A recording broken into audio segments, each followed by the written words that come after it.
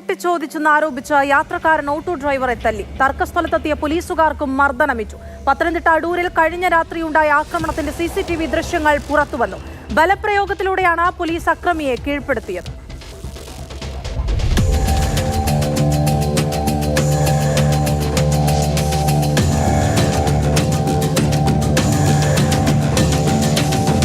MC റോഡിൽ പുതുശ്ശേരി ഭാഗത്തു നിന്നും അടൂർ KSRTC ബസ് സ്റ്റാൻഡിന് സമീപം ഓട്ടോറിക്ഷയിൽ വന്നിറങ്ങിയതാണ് വിപിൻ രാജ്. 6 കിലോമീറ്റർ യാത്രയ്ക്ക് 170 രൂപയാണ് ഡ്രൈവർ ജനാർദ്ദനൻ ആവശ്യപ്പെട്ടത്. ഇത് അധികമാണെന്നാരോപിച്ചാണ് കൊല്ലം ആദിത്യനല്ലൂർ സ്വദേശി വിപിൻ രാജ് തർക്കത്തിന് തുടക്കമിട്ടത്. ഇതിനിടെ ജനാർദ്ദനെ കൈവയ്ക്കുകയായിരുന്നു. കയ്യാങ്കളി കണ്ട് ആളുകൂടി. ഈ സമയം പോലീസ് പെട്രോളിംഗ് വാഹനവും ആ വഴിയെത്തി. ജനാർദ്ദനൻ വിവരം പോലീസുകാരോട് പറഞ്ഞു. തർക്കവുമായി വിപിൻ രാജും സമീപിച്ചു. പോലീസുകാർ ശബ്ദം കടുപ്പിച്ചതോടെ വിപിൻ രാജ് കാക്കി കണ്ടാലൊന്നും പേടിക്കില്ലെന്ന് പറഞ്ഞു. തർക്കം മുറുകി. Traffic sub inspector Suresh Kumar പുറത്തിറങ്ങിയതും വിപിൻ രാജ് ഒന്ന് പൊട്ടിച്ചു.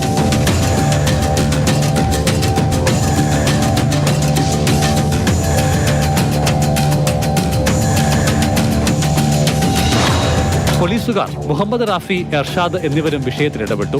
ഇവർക്കും കിട്ടി നല്ല ഇടി. പോലീസുകാരും തിരിച്ചു തല്ലി. വിപിൻ രാജിനും ചതവ് പറ്റി.